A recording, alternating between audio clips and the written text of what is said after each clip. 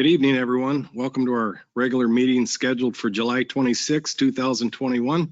This time I'd like to call our meeting to order. We'll begin with the Pledge of Allegiance. I pledge allegiance to the flag of the United States of America and to the republic for which it stands, one nation, under God, indivisible, with liberty and justice for all. This time I would like to entertain any motions to approve the agenda for tonight. So moved. Mr. Sullivan? Second. Mr. Lozey, seconded. Thank you. All those in favor? Aye. Any opposed? No. Consent agenda. All items on the consent agenda are considered routine and have been made available to the City Council at least 2 days in advance of the meeting. The items will be enacted in one motion. There will be no separate discussion of these items unless a council member or citizen so requests, in which event the item will be removed from the agenda and considered in normal sequence. At this time, I'll ask our city administrator to review these with us. Thank you, Mayor Kirby, members of City Council. We have a few items on the consent agenda tonight. First being council meeting minutes from July 12th, 2021, our last meeting. We have disbursement approvals through July 26th. Those totaled just over $133,000. We have the Sueur Rotary Bingo permit related to the Giant Days celebration. We have the Giant Days Carnival permit. Now, we don't really give out carnival permits too often, but this is they're going to have a carnival at Giant Days this year. We have an electronic fund transfer policy, and this is a product of some kind of best practices we received from our auditors, and this is something that will go into effect. We've processed bills through EFT before, and they've always been on disbursements, and they always will be on disbursements moving forward. So, and then we have a DGR engineering agreement for CASA 36. That's South Main Street project for next year, and that's related to the electric infrastructure for that project. That's all we have on consent agenda tonight. Thank you. Any questions for our city administrator from anybody? Otherwise, I will entertain a motion to approve the consent agenda. So moved. Thank you, Mr. Schlueter. Second. Seconded by Mr. Swanberg. Thank you. Any discussion, comments, concerns? If not, all those in favor? Aye. Anybody opposed? The ayes have it.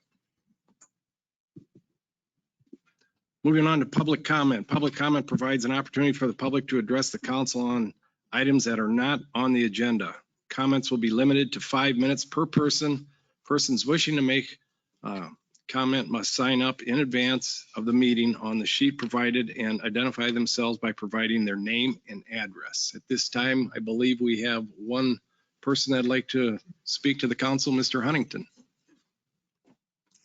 Welcome back, by the way, to the chambers. Thank you. Kind of strange to be on this side.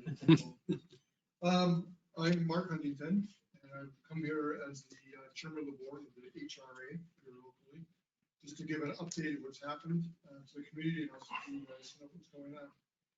On June 14th, just at 4:53 p.m., we received an email from our current executive director, Joyce, I apologize, I can't pronounce her last name, but it's Post. She resigned as the executive director of the HRA suddenly and surprisingly. And since that time, we've had one board meeting and to have another one on Wednesday. We called another meeting for this Wednesday. We are in the midst of a little bit of finishing up our project, our big $1.5 million project. It's in the process of just finishing up now. There's a couple of things I have to do. So that is being taken care of. But it's been put us in a position where we're really kind of confused. But we are working through it. I've asked Monica Notel to come back. Not to be an employee, but to help us out through this time. She agreed. So she is helping us set things up, pay the bills, get us going again, get us started. And as of today, she informed me that we have just post the job on Indeed, and then we will also be doing Title 9. Region. Region 9, excuse me, I apologize. Region 9 will be also being notified on it, and we'll keep you abreast of what's going on. As I mentioned, we have an emergency board meeting this Wednesday, and we'll probably continue to have board meetings until we get things settled there, you know. So with that, I just want to give you an update. Thank you. Thank you. Appreciate your work. Anybody have any questions for Mr. Huntington at all? Mark, we appreciate you stopping down and giving us an update tonight. Good luck. Thank you.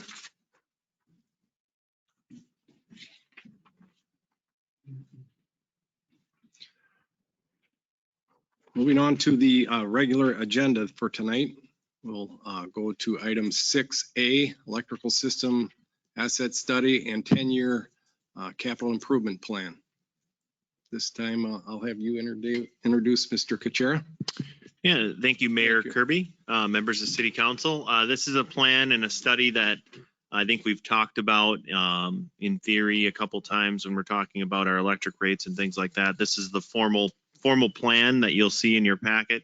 It's quite large, I believe 100 pages or so. So there's a lot of information on here. Public Services Director Kuchera will go over the high points of it, but if there are specific questions that you'd like to talk about, we're here to answer some questions if there are any. And what we're looking for tonight is to adopt this plan, and what that does is basically gives us direction to incorporate it into future budgets. And it's quite extensive and very, very detailed. So I will hand it off to Public Services Director Kuchera to present on the item. Mr. Kuchera. Mayor and Council, thank you. Yes, so I referenced this study at the last meeting. We were discussing the cost of service in the 2022 rates. So this study was commissioned as part of the 2020 CIP-CEP. Again, staff worked with the consultants to make sure this study, the data, the numbers of this study did go into the rates that we have adopted for 2022 and that plan going forward. As you have seen in this plan, it itemizes the areas of improvements needed. If you're able to see the maps, you can see where we circled the areas. I know the maps are a little hard to see. They're really nice to get them on that side of the screen. You can actually find them, but on the smaller paper, it is there. And you're in a lot of different scenarios for voltage drops with the existing system, with our existing load and what we are proposed to see coming down the line. Next slide.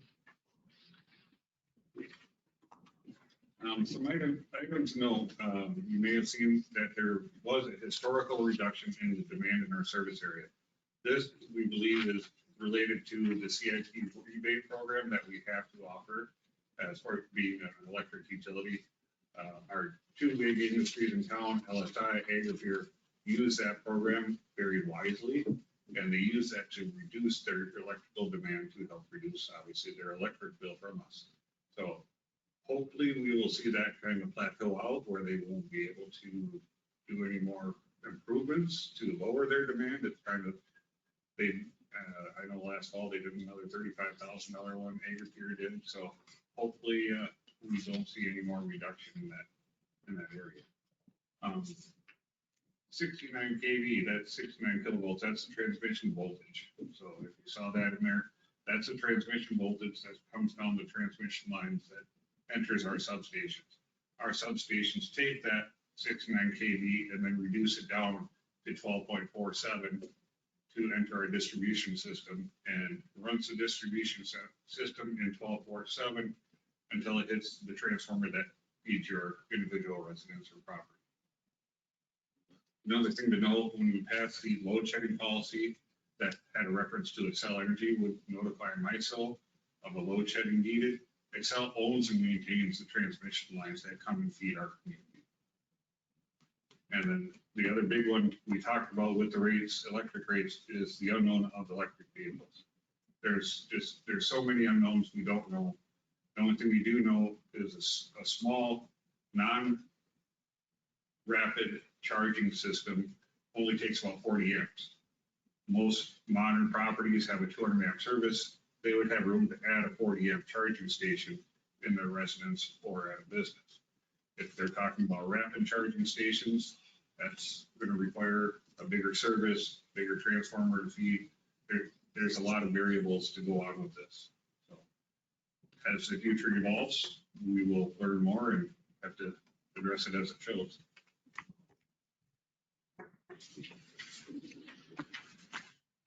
This is just a screenshot out of the packet, the 10-year CIP estimate in today's dollars of 9.789 million. Again, they did note in the report that this is in today's dollars and does not account for inflation going forward.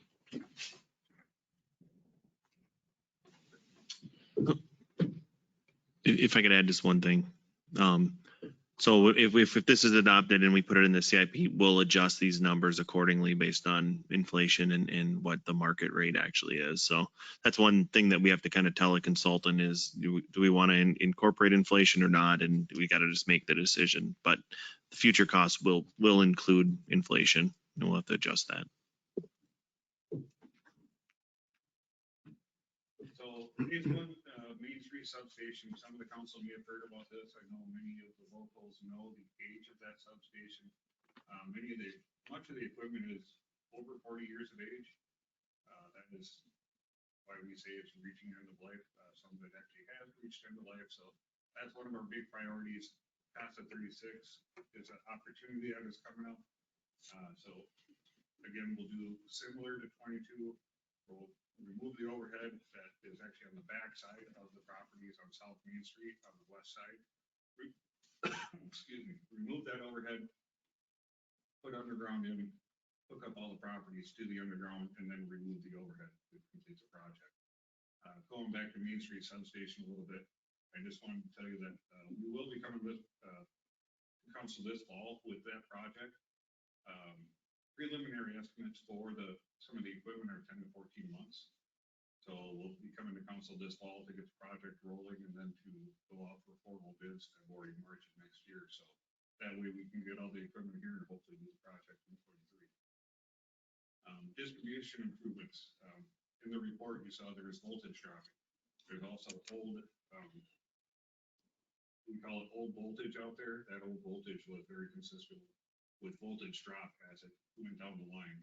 So a lot of that area needs to get upgraded. It's also at the end of life, so that is why it's listed. Phase two, the big one there, Borate 1, has aging equipment protection improvements. Protection improvements, there's fuses. Currently, there's fuses on there. Some of us might know that, open fuse, and then it's supposed to manually or automatically reclose itself. Well, that is past technology.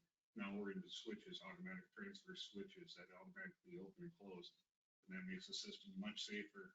And that way, if we lose Main Street substation and this gets an overload, the fuse will open and it'll switch over automatically a lot faster and more reliably than what we've kind of experienced here in the last couple of years. Rich, could you speak into the mic a little bit? Thank you. Phase three is the Borate 2. Again, redundancy and reliability to back up for the Main Street substation if we ever had issues there. Country line conversion. This is currently it's 2-phase system, increasing it to a 3-phase system to address voltage drops and the added load that is growing in the country.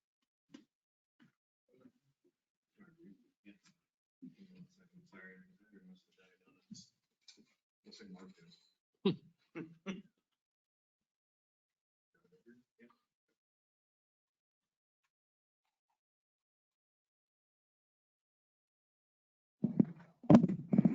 Now I can stay back here. I like that. Yeah, and more electric conversion to convert from, again, that old voltage to the 1247. And just want to repeat, this has all been included in the rates as we discussed. Next page. A little snapshot of some upcoming load we have coming here. Cheese plant, I call it downtown, actually has a temporary service. This is part of their expansion. They have the transformer there right now. It's not permanent, but we're working with them on that. That's a 400 kilowatt increase of load. Meadows 2, the apartments there, that's going to add 150 kilowatts of load. The new water tower, that's going to add 25 kilowatts. Well 8 is that will be starting soon. Will add about 230 kilowatts of load. And Agri-Pier pretreatment project that's coming will add another about 300 kilowatts of load. So we do have some development and growth coming on in this community. Rich, the water tower, is that above what we're currently using on the other water tower? That is correct. Okay. And with that, I'll answer any questions or that you may have. Anybody have anything? Thank you. Go ahead. Rich, as we look forward, we're hoping for more development, particularly with housing in town. Does this plan, in your opinion, have enough flexibility built into it that we'll be able to accommodate new housing units, not just individual residents, but for example, apartment buildings? Yes, I believe this plan does accommodate for plenty of residential growth in the community. Thank you. Any other questions, concerns? Mr. Mayor, if I may, Yeah. it's not a question, just a quick comment. I think we need to thank our staff for looking forward, because without this, we'd be making repairs later to things that break down. This is good planning as far as the staff is going for us. So I think we need to thank them for it, and I do. So thank you. Thank you, Rich. I just want to thank the electric department. There was a lot of work in their time to put this together. It looks quite complex. Okay, with no other questions, at this time, we are going to ask the city council to approve the electric system asset study and the 10-year capital improvement plan as presented. So moved. Mr. Sullivan? Second. Mr. Lozey, thank you. Any other discussion, comments, concerns? If not, all those in favor? Aye. Anybody opposed? Thank you, Rich. Appreciate it. Thank you. Moving on to comments, reports, and any commissions or committees anybody wants to report on. This is your opportunity to give us that report. This is your platform. So at this time, we'll begin with Council Member Krogman. Yes, Councilmember Schlueter and I will both be attending the Coalition of Greater Minnesota Cities Summer Conference, which will be held on Thursday and Friday. So we'll be representing you and bringing back information. That's Thank you. Appreciate it. Councilmember Lozey. Nothing tonight. Councilmember Mahoney. I don't have any reports tonight. Okay, thank you. Councilmember Schlueter. Mark Huntington already reported earlier today on what I was going to report on the HRA, and Councilmember Krogman reported on the meeting Thursday and Friday for Coalition of Greater Minnesota Cities. That's all I have. Thank you. Moving on to Councilmember Sullivan. I have nothing to report other than our transit meeting got rescheduled for next week. I believe the 2nd, but I feel like August it's 2nd. actually the 3rd. I think it said August 2nd. It did, but that's Monday. Don't we normally do them on Tuesday? I don't even, yeah. So anyways, rescheduled for next week. Thank you. Councilmember Swanberg, It's in anything? my calendar for the 2nd, so I hope that's when it is. No, nothing else at this time. Thank you. I have nothing to report at this time, other than we hope to see everybody out at Giant Day Celebration, which is coming up after next weekend. So that'll be upon us before you know it. Mr. Krugel, anything from you, please? Yeah, we had our first Sueur Community Center Task Force meeting, and it was a good meeting. I think there were 13 people in attendance. So we had a good conversation, got a tour of the facility, and kind of set the table for what the expectations are for future meetings. The next meeting we're looking at probably the week of like August 19th. So we're going to keep on going with that. And ultimately what you'll see is a recommendation from that group to city council as far as what we should do with the community center for the 2022 budget. And we'll incorporate that into personnel and budget committee discussions and things of that nature when we're forming the budget. So that was good. I look forward to the future meetings that we have there. Council member Krogman and I have a MMPA meeting tomorrow morning that we'll be attending. So that's all I have. Thank you very much. Well, this was an awfully quick meeting tonight. This has to be a record. So At this time, I'll entertain any motion to dismiss this meeting. So moved. Thank you, Mr. Lozey. All those in favor? Aye. Thank you. Didn't need it. I didn't think we did, so. I think you can make it out. What's that? You can make it out there now. Where can those stop things go?